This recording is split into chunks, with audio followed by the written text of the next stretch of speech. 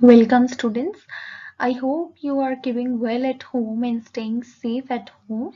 Let's continue with the chapter 2, that is methods of inquiry in psychology. So, you have read in the first chapter that psychology is the study of experiences, behavior, and mental processes. You may now be curious to know how psychologists study these phenomena. So, in other words, what methods are used to study behavior and mental processes. So, let me tell you, like all scientists, psychologists seeks to follow the steps which are involved in the scientific research. So, that's why it is the methodology that makes psychology a scientific endeavor. So today we are going to cover two topics. First is goals of psychological inquiry and the second is steps involved in scientific research. So let's continue. Goals of psychological inquiry. So, inquiry is to know the causal factors or determinants of behavior. As in psychology, in psychological inquiry, like other scientific method, we have four goals of psychological inquiry.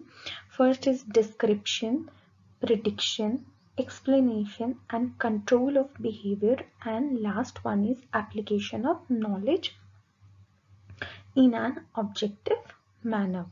So let us try to understand all these in detail.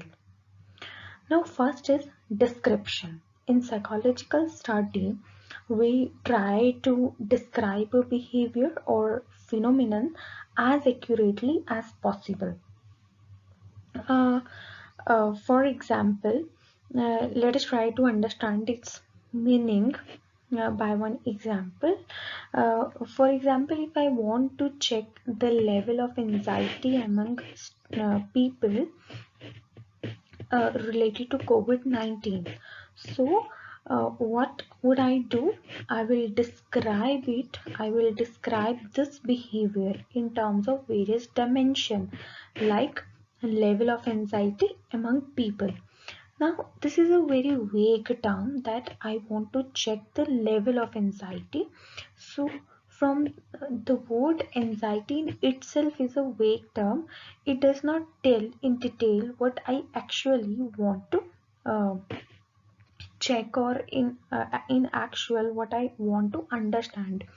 So, then I'll try to explain this um, term, like I want to check the level of anxiety among people. So I would describe this phenomenon like in various dimensions, like I will check how much time people spend on getting news and updates related to COVID-19.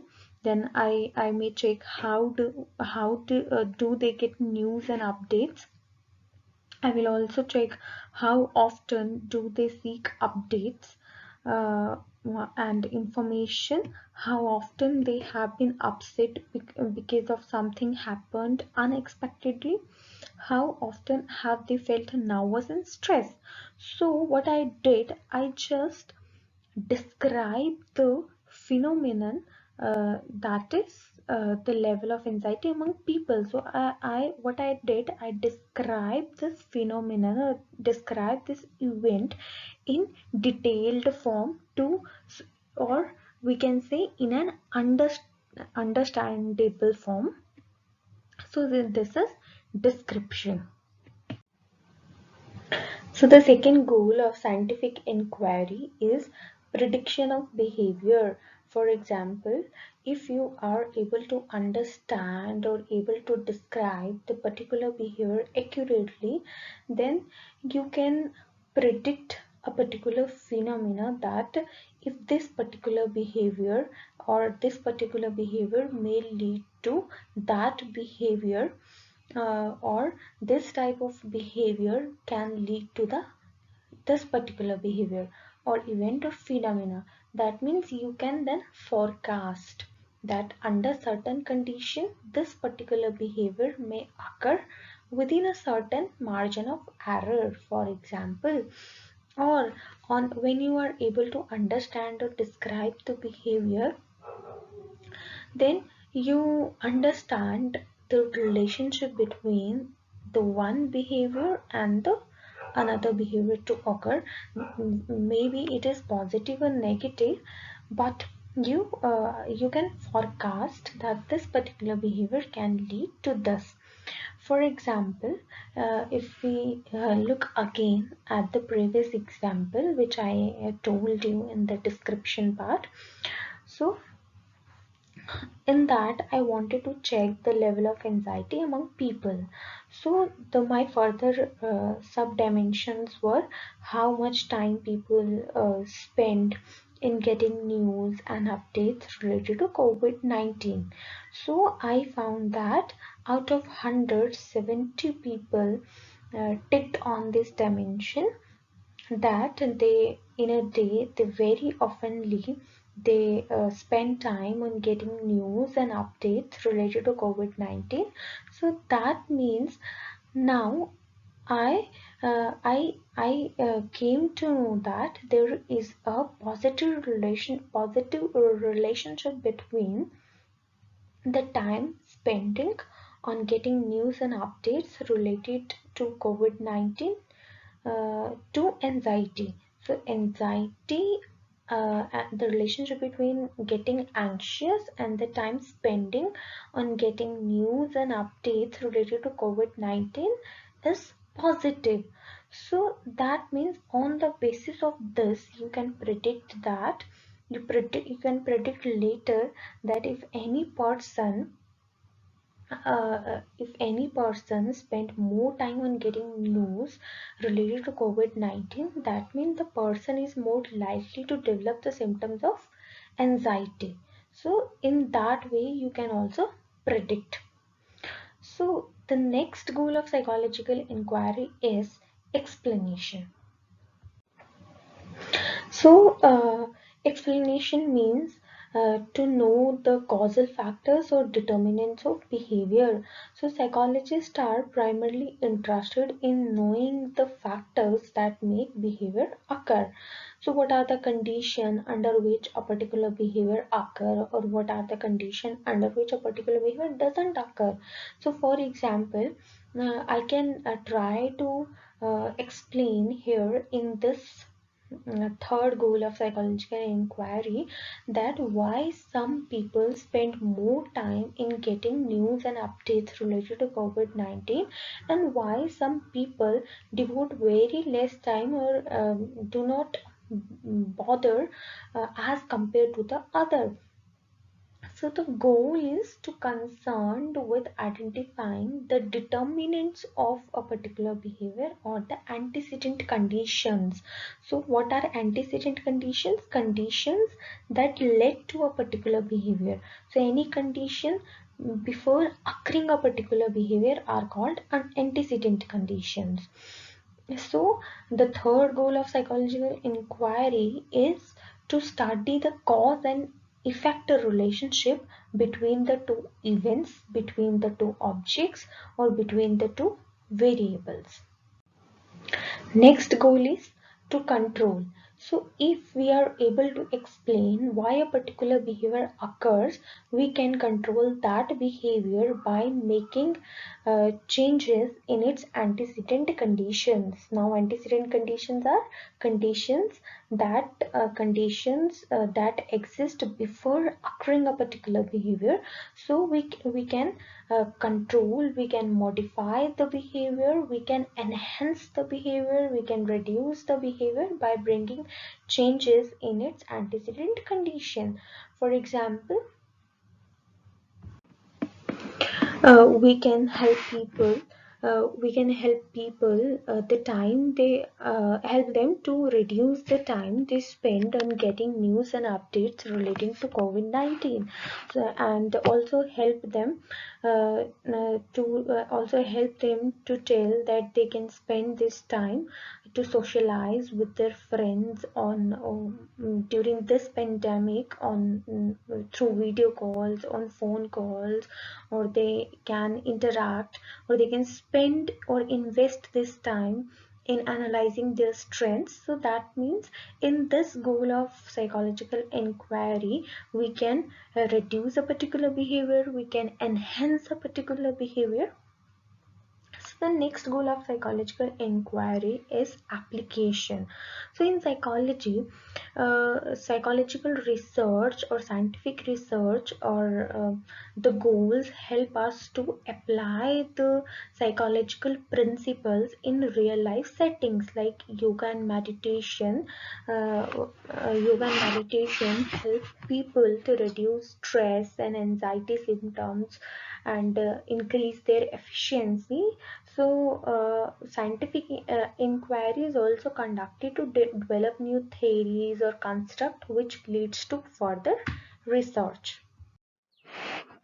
Next topic is steps in scientific research. Now, what is scientific research?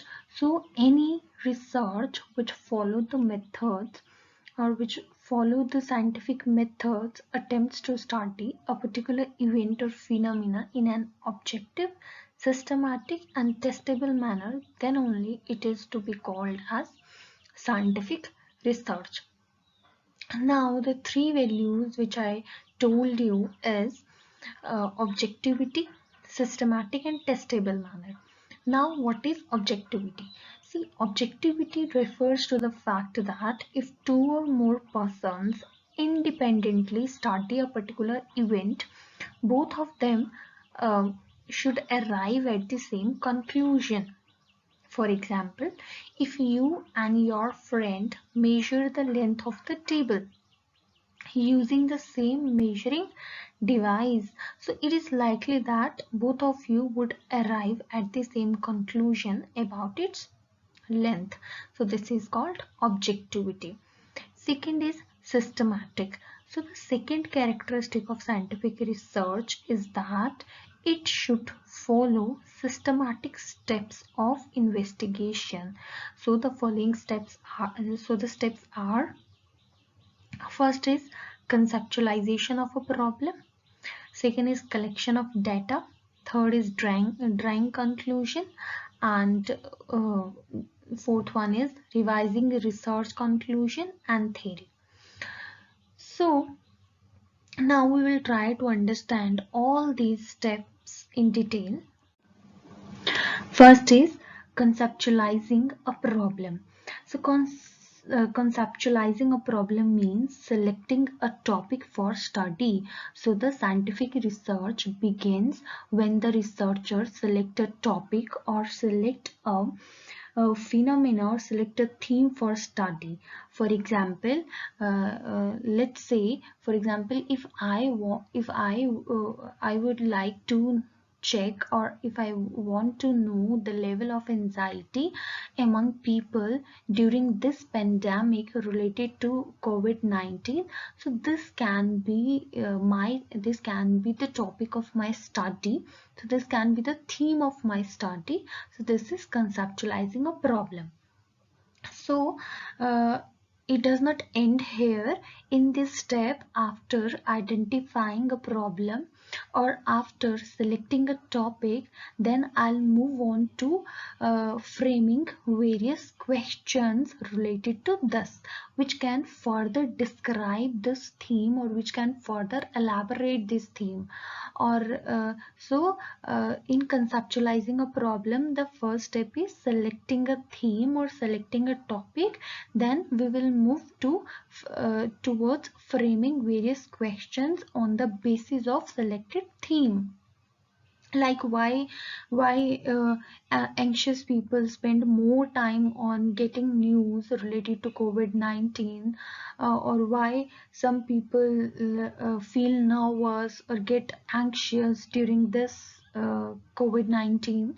So this can be my questions, or these questions. Then after framing the question, then I'll do some research by reviewing literature, or I will collect some information by reading books on it, by reading books on anxiety, because this is my theme of study. So after reading numbers of book. So this process can be called as reviewing literature. So after literature reviewing, what I will do, I will frame certain solution to my answer. I will frame some a tentative solution to a problem. So the tentative solution to a problem is called hypothesis. That means I will then, after literature reviewing, I will I will frame my hypothesis. So there is a way of framing a hypothesis. For example, I can frame my hypothesis like greater is the amount of time spent by children in viewing violence on television, higher is the degree of aggression displayed by them. So what I did, I have framed my tentative solution that the more time children spend in viewing violence on television, the more they get aggressive. So this is my solution to a problem. So in this research, at the end, I will try to prove this statement is true or false. Second step in scientific research is collection of data. Now, in the second step, now it becomes very clear for the researcher that what he needs to prove, what he needs to prove, right or wrong, what he has already selected the topic. Now, in data collection, he requires developing a research design or blueprint of the entire study. Blueprint means taking decisions about who will be the participants in the study, what methods the researcher is going to use for data collection, what tools what tools are required to use in research, what will be the procedure for data collection. So depending upon the nature of the topic chosen, the researcher has to decide who would be the participants. Participants could be children, participants could be teachers, participants could be college students, maybe parents, spouse. So can be anyone, depending upon the nature of the selected topic. So the second decision is related to the use of methods of data collection, such as like which method you are going to use for collecting your data, such as observation method, are you going to observe the participants, experimental methods, correlation methods, case study methods. So we will try to understand these methods in details in the next video. So then the researcher needs to decide about appropriate tools like interview schedule, observation schedule, questionnaire for data collection. Then the researcher also needs to decide how the tools needs to be administered to collect data. That is whether it needs to administer on individual to individual or it needs to administer on a group. So this is followed by actual collection of data. After the data is collected, the next job of the researcher is to draw conclusion. So this requires analysis of the data. Now we can analyze data by various means. We can use various statistical procedure to analyze the data. We can achieve it generally by represent it through pie chart, by cumulative frequency, by various bar graphs. So the purpose of analysis is to verify a hypothesis and draw conclusions accordingly.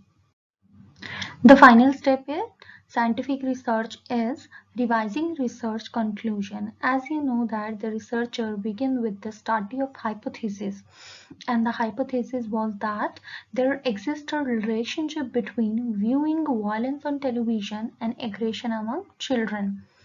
Now the researcher has to see whether the conclusion support this hypothesis. If they do, the existing hypothesis or the theory is confirmed. If not, the existing hypothesis is rejected, then the researcher will revise or state an alternative hypothesis or theory and again test it based on new data and draw conclusion which may be verified by future researchers. So thus research is a continuous process.